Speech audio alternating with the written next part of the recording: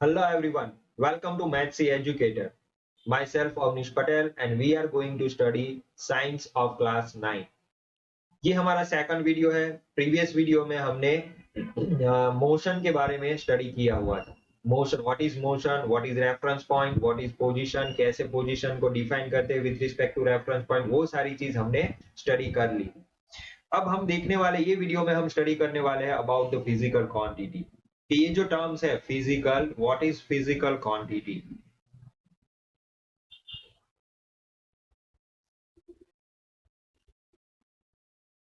क्योंकि ये टर्म्स जो है बहुत बार यूज होगी, कई बार हमारे ये वर्ड का बहुत यूज किया जाता है।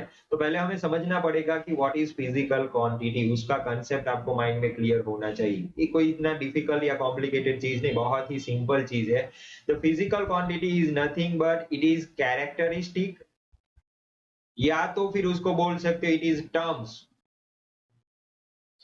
Related to object. ठीक है, वो उसकी ऑब्जेक्ट की कैरेक्टरिस्टिक बोलो या ऑब्जेक्ट के रिलेटेड टर्म्स बोलो, लेकिन कैसी, इट इज मेजरेबल। सॉरी बच्चों, एक सेकंड। हाँ, यहाँ पे आपको सिंबल के नीचे आ गया इसलिए दिखेगा नहीं, मैं थोड़ा सा नीचे कर देता हूँ। It is terms related to object which is measurable. यानी कि आप मेजर कर सकते हो, उसका नाप तोल कर सकते हो। ठीक है, तो कि एक simple what is physical quantity, it is nothing but characteristics और terms related to an object which is measurable, जिसको आप आराम से मेजर कर सकते हो। ये तो मैंने डेफिनेशन बोल दी, याद रखने की जरूरत नहीं है लेकिन समझना जरूरी है।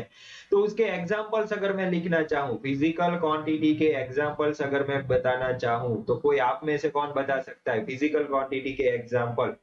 तो चलो मैं बोलता हूँ ऑब्जेक्ट का मास। पहली मैंने सिंपल जो आपने पढ़ा हुआ है मास, मास की बात करूं तो ऑब्जेक्ट का मास आप मेजर कर सकते हो केजी में, ग्राम्स में, क्विंटल में, टन में, कोई भी चीज।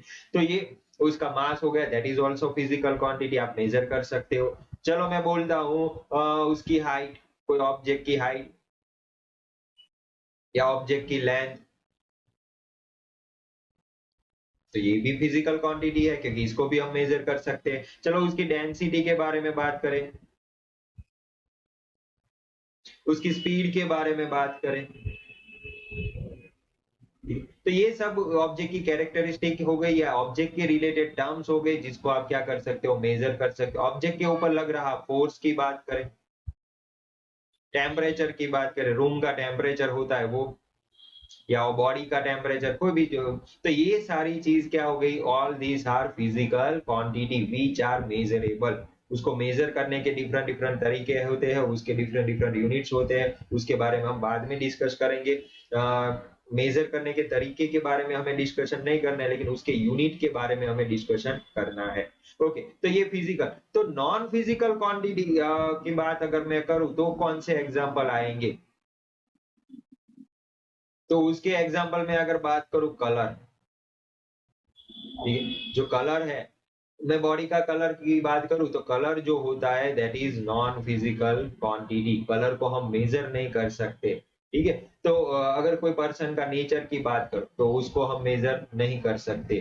ठीक है, उसका शेप की बात करें तो उसको भी हम मेजर नहीं कर सकते। ठीक है, तो ये सारी क्वांटिटी हो गई नॉन फिजिकल, या तो उसको फिजिकल क्वांटिटी नहीं बोल सकते। तो फिजिकल मेनली हमें ध्यान में रखना है, ऐसी कई, ऐसा नहीं है कि इतनी ही फिजिकल, कई सारी फिजिकल क्वांटिटी है। ठीक है, आपका बहुत सारी फिजिकल, जैसे जैसे हमारे सिलेबस में आता जाएगा हम सब सारी फिजिकल क्वांटिटी के बारे में डिस्कशन करते जाएंगे। तो आई होप आपको ये what do you mean by physical character, sorry physical quantity, वो आपको क्लियर हो गया होगा। ठीक है, ओके। इसके बाद एक मेन इंपॉर्टेंट चीज आती है that is called as a unit. Unit के बारे में अब हमें थोड़ा सा डिस्कशन करना है। What do you mean by unit, ये यूनिट क्या होता है। ठीक है, यूनिट, तो कोई भी आप फिजिकल क्वांटिटी का मेजरमेंट करते हो, उसको लिखने की एक तरीका रहता है कि physical quantity is equal to एक यहाँ पे डिजिट यानी कि एक नंबर होता है और नंबर के पीछे हमें उसका यूनिट लिखना पड़ता है। एक एग्जांपल ले लेते हैं, चलो फटाफट मैं बात करूं फिजिकल क्वांटिटी मास की बात करूं, अगर मास, ठीक है, तो मास को अगर मैं बोलता हूं कि मेरे पास एक बॉल है, उसका मास, ये एक ऑब्जेक्ट हो गया, ये बॉल का मास कितना है, मैंने बोला कि 100, ठीक, तो ये 100 सिर्फ मैंने लिखा, वो क्या लिखा, नंबर, लेकिन नंबर के पीछे मुझे यहाँ पे क्या लिखना पड़ेगा, यूनिट लिखना पड़ेगा। Without unit the information is not complete. Unit के बिना इंफॉर्मेशन आधी अधूरी है। मास है लेकिन 100 जितना, क्या पीछे, क्या उसका यूनिट, क्या केजी है, ग्राम है, किलो, अरे सॉरी क्विंटल है, टन है, मिलीग्राम है, क्या है पीछे, तो वो पीछे जो चीज हम लगते हैं that is called as a unit. हमें ऑलवेज कि मैंने लिखा है ग्राम, ये 100 ग्राम जितना उसका मास है, या 100 केजी लिख लो, जो भी लिख लो, ठीक है। तो यूनिट के बिना जो हमें ये इंफॉर्मेशन मिली है वो क्या रहेगी, आधी अधूरी रहेगी। अगर मुझे दो ऑब्जेक्ट का कंपैरिजन करना है, चलो एक ऑब्जेक्ट नंबर 1 है और ये ऑब्जेक्ट नंबर 2 है, ठीक है, दोनों ऑब्जेक्ट का मुझे मास का कंपैरिजन करना है। इसका मास मैं बोलता हूं 10 और इसका मास मैं बोलता हूं 100। तो देखने जाए यहाँ पे, तो यहाँ पे तो हमें ऐसा ही फील होगा कि इसका मास क्या है, ग्रेटर है, लेकिन अभी भी पीछे मैंने कोई यूनिट नहीं लिखा है। जैसे ही मैं यहाँ पे यूनिट लिखूंगा कि इसका मास जो है वो 10 केजी है और इसका मास जो है वो 100 ग्राम जितना है, तब हमने जो ये ग्रेटर लिखा था वो हमारी इंफॉर्मेशन क्या हो गई, गलत हो गई। ये इस तरीके से आएगा। ये जो less than 100 is less than 10 is less than 100 लिखा था, वो हमारा क्या हो गया, गलत हो गया, ठीक है। तो without unit you can not compare two quantities, यानी कि उसके यूनिट के बिना जो भी इंफॉर्मेशन होगी हमारी क्वांटिटी के बारे में वो क्या होगी, आधी अधूरी होगी, ठीक है। So unit is very important for us. Science में यूनिट बहुत ही इंपॉर्टेंट चीज रहती है। तो अगर हम बात करें यूनिट में, तो यूनिट में डिफरेंट डिफरेंट सिस्टम चलती रहती है, कंट्री वाइज भी डिफरेंट चीज चलती रहती है। अगर हम देखने जाए even with in the country region wise भी नाप तोल करने के तरीके डिफरेंट डिफरेंट, उसके यूनिट डिफरेंट डिफरेंट रहते हैं। उसका एक सिंपल कि पहले के जमाने में, आज से मैं बात करूं कि 100 इयर्स पहले की अगर मैं बात करूं, तो डिफरेंट डिफरेंट कंट्री या within the country different different region में मास को मेजर करने के डिफरेंट डिफरेंट तरीके रहते थे। लेंथ को मेजर करने के भी डिफरेंट, कोई फीट में मेजर करता है, कोई मीटर में करता है, कोई सेंटीमीटर में करता है, कोई यार्ड में करता है, तो ऐसे डिफरेंट डिफरेंट तरीके रहते हैं। तो इसमें कंफ्यूजन, अभी तो ग्लोबलाइजेशन का जमाना है तो इसमें कंफ्यूजन ज्यादा रहता है। अगर कोई एक कंट्री है, कोई चीज के जो, क्योंकि अभी तो क्या होता है कि दो कंट्री के बीच में बिजनेस चलता रहता है, फिजिकल कोई भी मटेरियल होगा वो एक कंट्री से दूसरी कंट्री में जाएगा, तो डिफरेंट डिफरेंट कंट्री में जो प्रोडक्ट की प्रोडक्ट जो चीज भेजी जाती है उसमें अगर मास का यूनिट हम सेम जैसा नहीं रखेंगे, अलग अलग कंट्री अपने हिसाब से रखेंगे, तो उसमें कंफ्यूजन के चांसेस क्या हो जाते हैं, बढ़ जाते हैं। इसलिए एक वर्ल्ड वाइड स्टैंडर्ड डिफाइन किया जाता है। तो अगर पहले की बात करूं तो पहले एक सिस्टम चलती थी FPS, ठीक है, एफ यानी फीट, पी यानी पाउंड, यानी कि जो लेंथ का मेजरमेंट होता है वो आपको फीट में मेजर करना रहता है, पी यानी पाउंड, मास का जो मेजरमेंट रहता है वो पाउंड में करता रहता है, टाइम का जो मेजरमेंट रहता है वो सेकंड में करना रहता है। उसके बाद एक दूसरी भी सिस्टम थी CGS सिस्टम, ठीक है, CGS, सी यानी लेंथ का मेजरमेंट सेंटीमीटर में किया जाता है, जी यानी कि मास का मेजरमेंट ग्राम में किया जाता था, और एस यानी सेकंड, ठीक है, टाइम यानी टाइम का मेजरमेंट सेकंड में किया जाता है, ठीक है। उसके बाद एक नई सिस्टम आई MKS। ये सिस्टम का वर्ल्ड वाइड काफी फैली हुई थी। ये FPS सिस्टम है वो भी डिफरेंट कंट्री में, CGS सिस्टम है वो भी एक डिफरेंट कंट्री में, डिफरेंट डिफरेंट कंट्रीज में ये दो सिस्टम चलती रहती थी। फिर बाद में MKS M यानी मास जो रहता है वो आपको, सॉरी, लेंथ जो रहती है वो मीटर में मेजर करनी रहती है, मास जो रहता है वो केजी में मेजर करना रहता है, और टाइम जो है वो सेकंड में मेजर किया जाता है। लेकिन अब रिसेंटली मैं बात करूं लास्ट 25 या 30 ईयर से पूरे वर्ल्ड वाइड एक ऑर्गेनाइजेशन है जो पूरी सभी फिजिकल क्वांटिटी का यूनिट डिफाइन करती है, that is called as SI system. System दे इंटरनेशनल, इंग्लिश वर्ड नहीं है, सिस्टम दे इंटरनेशनल, इसका फुल फॉर्म है सिस्टम दे इंटरनेशनल। दे डीई दे इंटरनेशनल फ्रेंच वर्ड के ऊपर से ये पूरा आया हुआ है, ठीक है। तो ये अभी रिसेंटली अभी जो वर्ल्ड वाइड चल रही है दैट इज एसआई सिस्टम। इसके हिसाब से जो लेंथ होती है वो लेंथ आपको मेजर करनी रहती है कौन सी क्वांटिटी में, मीटर में,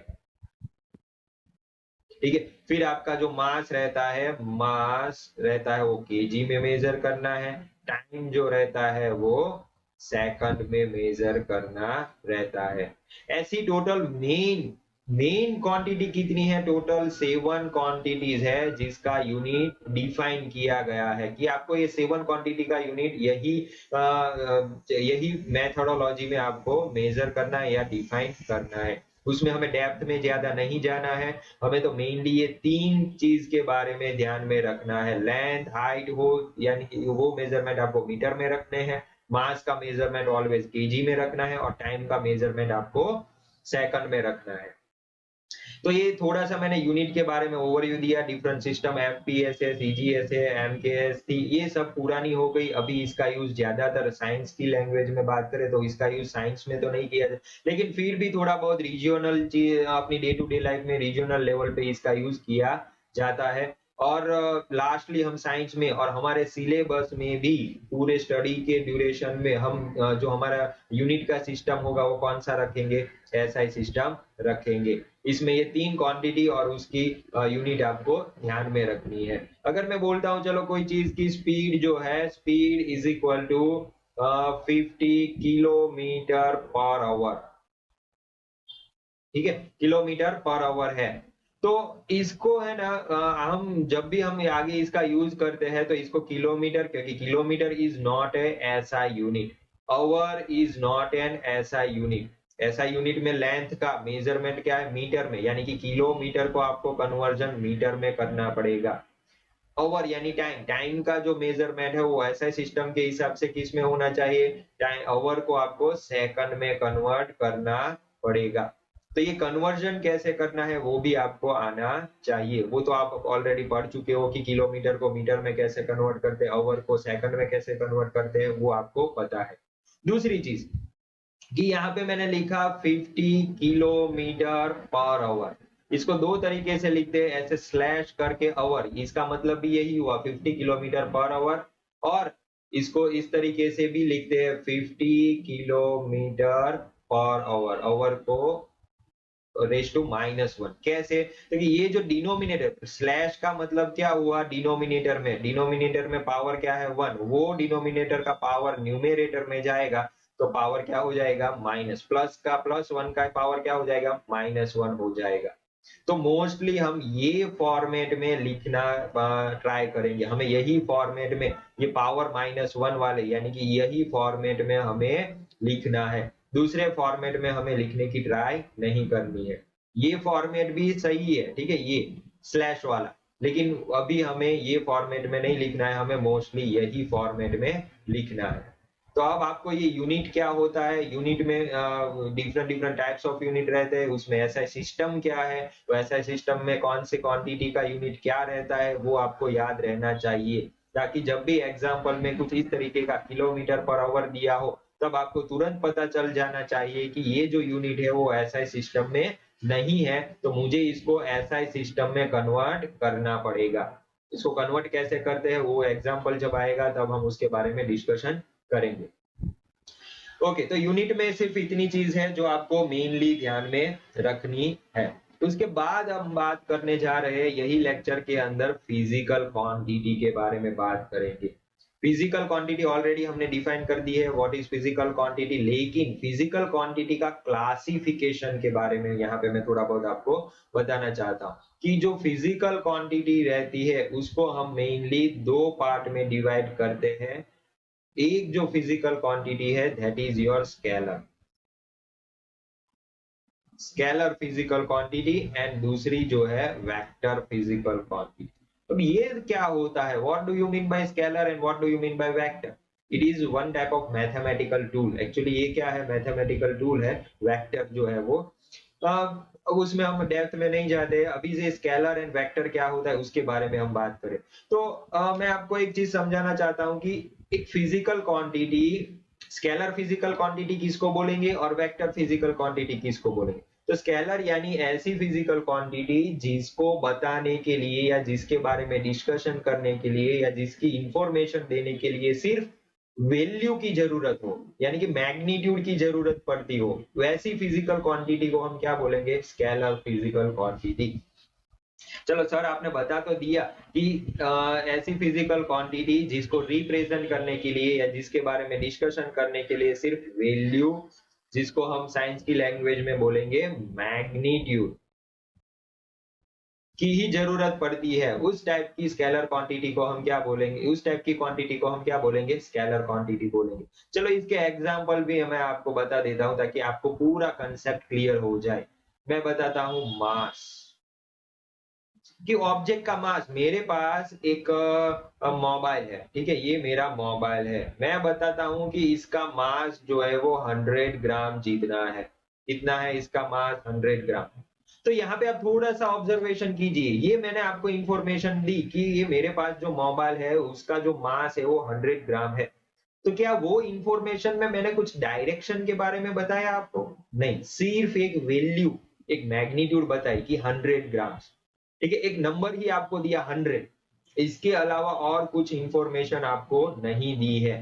तो यानी कि मास को रिप्रेजेंट करने के लिए क्या चाहिए? सिर्फ और सिर्फ एक नंबर चाहिए, उसके अलावा कुछ नहीं चाहिए। चलो मैं बोलता हूं ये रूम का टेम्परेचर, ये रूम का टेम्परेचर, मैं बैठा हूं, वो रूम का टेम्परेचर है 30 डिग्री सेल्सियस। यहाँ पे भी देखो, यहाँ पे भी मैंने टेम्परेचर के बारे में ये फिजिकल क्वांटिटी है, temperature is a physical quantity, उसके बारे में इंफॉर्मेशन देने के लिए सिर्फ मैंने एक नंबर बोला 30 डिग्री सेल्सियस। तो ये भी एक फिजिकल क्वांटिटी है जिसको हम बोलेंगे it is a scalar quantity, direction की जरूरत नहीं पड़ती है। तो दूसरी तरफ वेक्टर क्वांटिटी किसको बोलेंगे? क्योंकि मैग्नीट्यूड की भी जरूरत हो, साथ में उसके लिए डायरेक्शन की भी जरूरत पड़ती हो, ऐसी फिजिकल क्वांटिटी को हम क्या बोलेंगे? Vector quantity. अभी तक आपको ये वेक्टर का कंसेप्ट नहीं आया था, लेकिन यहाँ पे आपको ये वेक्टर का कंसेप्ट थोड़ा समझना पड़ेगा। ओके, उसका एक एग्जांपल लेता हूं, मेरे पास चलो एक टेबल है, ठीक है, टेबल इस तरीके का टेबल है, टेबल के ऊपर एक ब्लॉक मैंने रखा हुआ है, ये ब्लॉक के ऊपर मैं फोर्स लगा रहा हूं, ठीक है, मैं कितना फोर्स लगा रहा हूं? जो फोर्स लगा रहा हूं दैट इज 10 न्यूटन, ठीक है, मैं फोर्स, ये ब्लॉक के ऊपर मैं फोर्स लगा रहा हूं, 10 न्यूटन का फोर्स लगा रहा हूं। और मैं बाद में आपको क्वेश्चन पूछ रहा हूं कि ये जो ब्लॉक आपको दिख रहा है वो ब्लॉक कौन सी डायरेक्शन में मूव करेगा?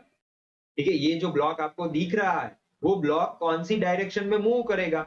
तो अगर, तो आप बता पाओगे या नहीं बता पाओगे? चलो सोचो कि मैंने आपको इंफॉर्मेशन तो दी, एक डिजिट दे दिया, एक value they the, force is a physical quantity, force is a physical quantity, उसका मैग्नीट्यूड यानी कि उसकी वैल्यू आपको बता दी, कितना फोर्स लग रहा है? 10 न्यूटन का फोर्स बॉडी के ऊपर लग रहा है, ये ब्लॉक के ऊपर।